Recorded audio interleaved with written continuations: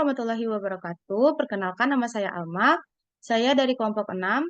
Saya akan menjelaskan hasil diskusi kelompok 6 tentang permasalahan nilai batas. Pada materi ini kita diperkenalkan dengan pendekatan elemen hingga untuk menyelesaikan masalah nilai batas satu dimensi yang dinyatakan dalam bentuk persamaan diferensial orde 2. Metode yang digunakan adalah metode residual berbobot.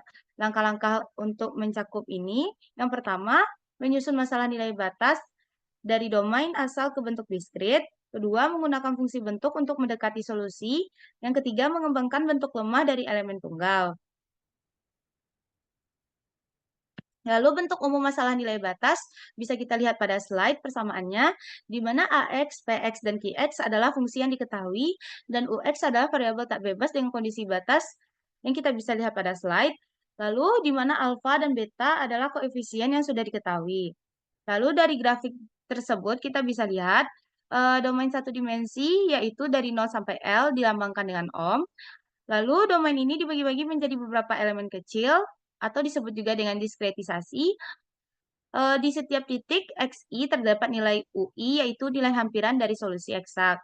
Lalu di sini ada sistem koordinat. Yang pertama sistem koordinat global dilambangkan dengan X. Sedangkan sistem koordinat lokal dilambangkan dengan X-aksen.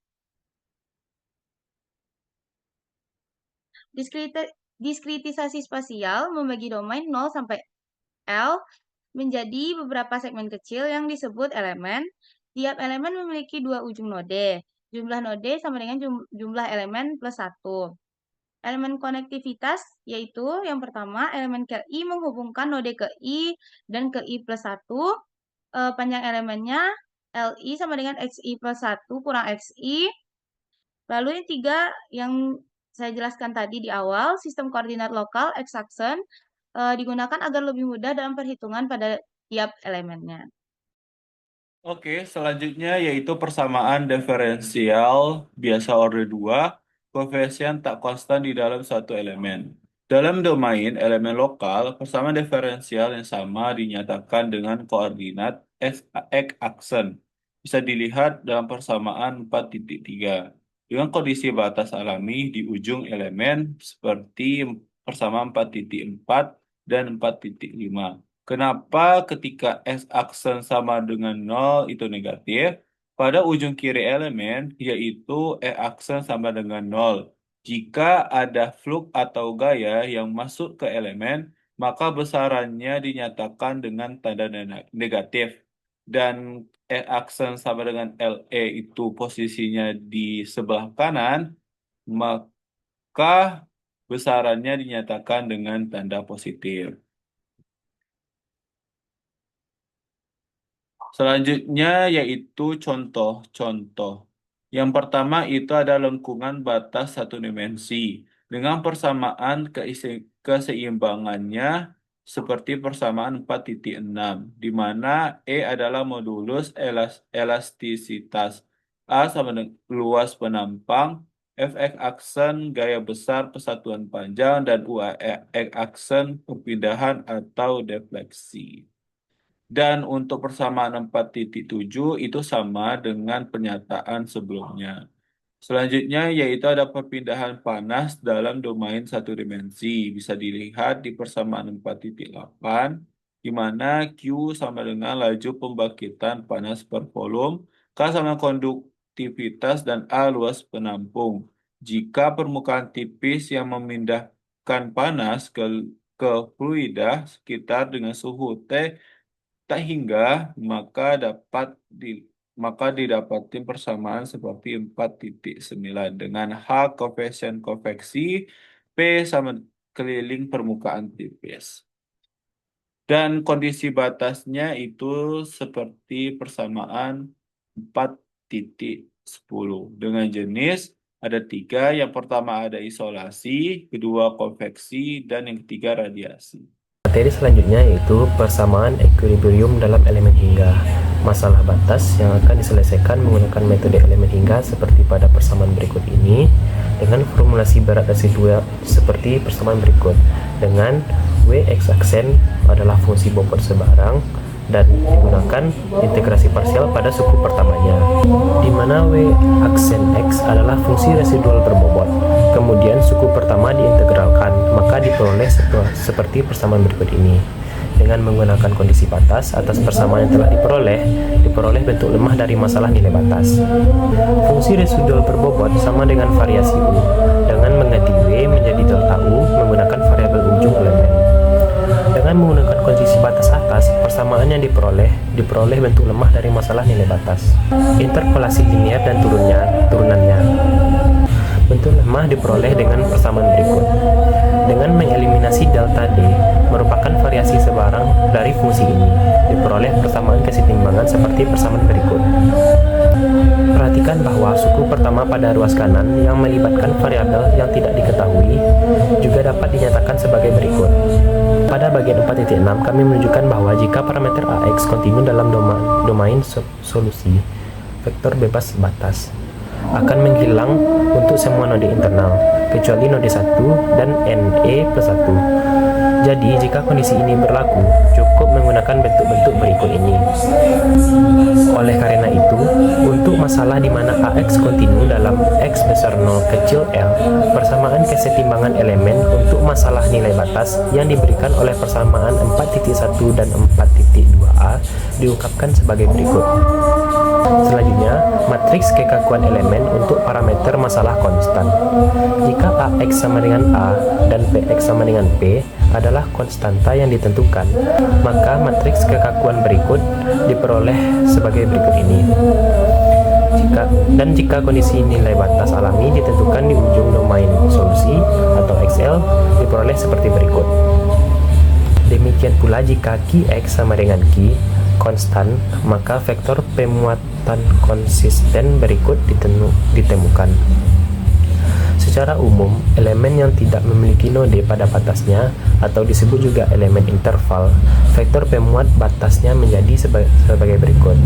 Untuk elemen batas, vektor bermuatan batas menjadi seperti persamaan berikut ini. Selanjutnya, matriks kekakuan elemen untuk parameter masalah yang bervariasi secara linear A, P, dan Q. Metode elemen hingga memungkinkan sekelompok fungsi yang luas untuk variabel masalah A, P, dan Q. Variasi tersebut dapat didekati dengan mengembangkan tipe elemen untuk memungkinkan A, P, dan Q bervariasi secara linear sepanjang-panjangnya. Demikian pula, vektor pemuatan yang konsisten ditemukan sebagai berikut. Selanjutnya yaitu interpolasi satu dimensi dan fungsi bentuk. Jadi interpolasi adalah untuk fungsi bentuk US aksen seperti pada persamaan 412 yang dinyatakan dalam bentuk interpolasi Lagrange pada persamaan 413. Si kontinu fungsi bentuk ya. Kita misalkan M itu sama dengan 1, lalu aproximasi linearnya seperti pada persamaan 15, di mana persamaan 15 ini memenuhi persamaan 12. Lalu untuk koefisien A0 dan A1 dalam perpindahan U1 dan U2 pada batas-batas wilayah solusi yaitu X aksen 1 dan X2 aksen seperti pada persamaan 16 yang dapat kita tulis dalam bentuk matriks seperti pada persamaan 14 di mana vektor U sama dengan matriks A dikali vektor A. Di mana vektor A itu sama dengan matriks A inverse dikali vektor U, di mana kita peroleh inverse dari matriks A seperti pada persamaan 19. Maka dapat ditentukan itu A0 dan A1-nya seperti pada persamaan 420. Di mana nanti A0 dan A1 ini kita substitusikan ke persamaan 415, lalu diperoleh persamaan 421. Yang mana nanti akan kita kelompokkan antara U1 dan U2-nya seperti pada persamaan 4.22, di mana X aksen adalah kombinasi linear dari U1 dan U2 dengan bobot yang bergantung pada jarak X aksen. Lalu bobot-bobot tadi kita bentuk sebagai fungsi bentuk seperti pada persamaan 423, di mana N1 dan N2-nya seperti persamaan 423. Dengan N1 dan N2 ini kita bisa tulis U tilde S-nya seperti pada persamaan 424. Di mana matriks N itu adalah di mana N adalah sama dengan N1, N2 adalah vektor fungsi bentuk, dan D itu adalah vektor dari U1, U2. Kalau untuk C continue, untuk fungsi bentuk kuadratik, di mana untuk polinomial derajat 2, seperti pada persamaan 27, supaya fungsi itu cocok di 3 titik, itu X1 aksen, X2 aksen, dan X3 aksen, kita bentuk persamaan 4, 2, 8, dan jadi kita definisikan matriks X-nya seperti pada persamaan 29, yang mana dia adalah bentuk polinomial untuk sembarang X aksen. Setelah kita manipulasi aljabar, kita peroleh fungsi kuadratiknya untuk N1, N2, dan N3 pada persamaan ke-30. Dengan fungsi bentuk itu, kita bisa menyusun interpolasi U tildanya, seperti persamaan ke-31 itu U tilde sama dengan N1, U1, tambah N2, U2, dan tambah N3, U3. Atau dalam bentuk singkatnya itu matriks N dikali vektor D, seperti pada persamaan ke-32. Dengan matriks fungsi bentuk itu adalah matriks N, dan vektor derajat kebebasan itu adalah vektor D. Di mana di sini ada gambar A yang menunjukkan grafik fungsi bentuk dari N1, N2, N3 terhadap X aksen, dan gambar B-nya ini adalah menunjukkan bagaimana fungsi U tilde ini dibangun dari kombinasi N1, U1 tambah N2, U2 tambah N3, U3. Subbab 4.3.3 Bentuk umum fungsi bentuk C continue. Pertimbangan pendekatan polinomial, yaitu utidal, di mana polinomial berderajat M yang ditulis pada persamaan 4.33, yang bisa juga ditulis dalam bentuk pada persamaan 4.34, dengan matriks X dan vektor A ditulis dalam bentuk persamaan 4.35.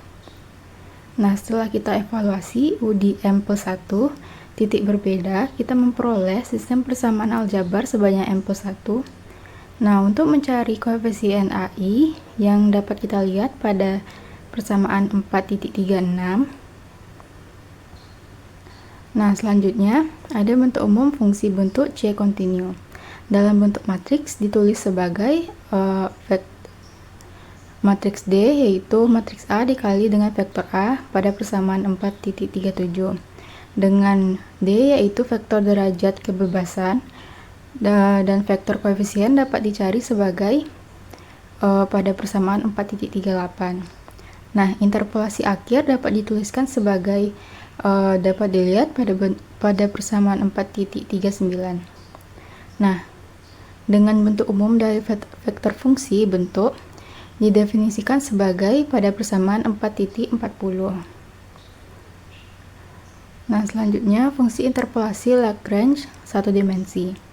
Dalam metode elemen hingga, setiap segmen kecil diberikan sistem koordinat lokalnya. Dalam hal ini, domain elemen didefinisikan sebagai X-aksen, di mana X-aksen itu elemen dari 0 sampai LE. Nah, fungsi untuk domain ini bisa diperoleh dengan menetapkan X1 sama dengan 0 dan X2 sama dengan LE untuk fungsi bentuk linear. Sedangkan untuk fungsi bentuk kuadratik, X1 sama dengan 0, X2 sama dengan RLE, dan X3 sama dengan L.